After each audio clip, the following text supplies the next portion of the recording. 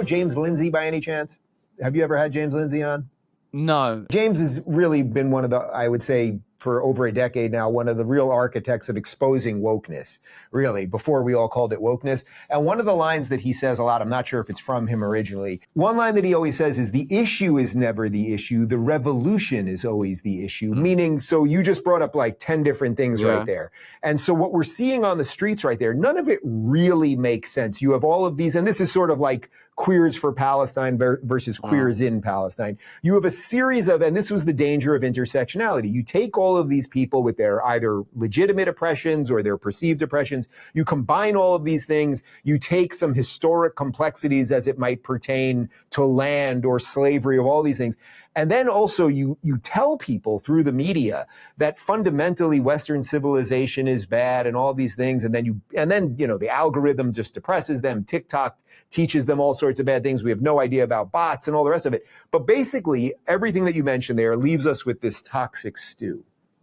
So to whatever extent any of the issues might be legit about what do we do with illegals, and that you could make a perfectly moral argument. There's a difference between a woman who's been living here for 30 years illegally, but has been law abiding and been a good member of society and paid taxes and blah, blah, that you can make a distinction between that person and a criminal. That person is still illegal, though, and Trump did say he was going to deport the illegals. But unfortunately, we can't get to any of that nuance because the media and the culture at large doesn't let us get there. So I would say, all of that aside, this is a very black and white issue for me. We all have pet peeve issues, right? Like, I'm sensitive to certain things culturally and politically that you maybe aren't. You're sensitive to things that I'm not, let's say. But at the end of the day, if you live in a country, that country must be able to defend itself. And it must be able to defend law-abiding citizens. And you cannot allow for this endless chaos on the streets.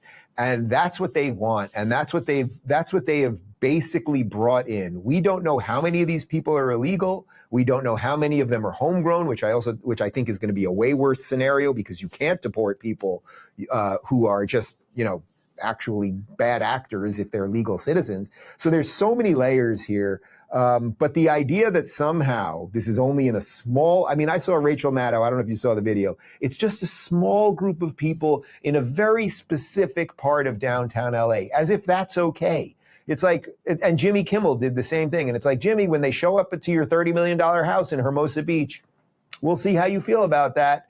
And that really is the problem. You either live in a society with people who are a little bit different from you, but we all agree there are basic laws that you have to abide by, and you can't kill people and destroy property because you're pissed, or you don't.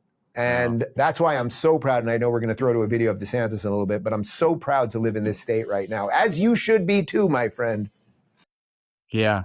I've seen this clip already, but I really would love to discuss it with you. All right, so let's just throw to this. So I had DeSantis on yesterday. And we also have a policy that if you're driving on one of those streets and a mob comes and surrounds your vehicle and threatens you, you have a right to flee for your safety.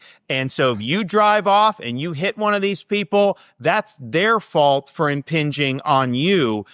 You don't have to sit there and just be a sitting duck and let the mob grab you out of your car and drag you through the streets. You have a right to defend yourself in Florida. All right, so this clip is going bananas viral right now. Russell, my take is obviously that. Imagine you're a woman, you've got two kids in car seats in the back, and you're just trying to get home, or you're going to the hospital, or it's an ambulance, or whatever. You're literally doing whatever the hell. You're going to Pilates, and a group of people illegally take over the streets, and they have Molotov cocktails and masks and everything else. What would you do?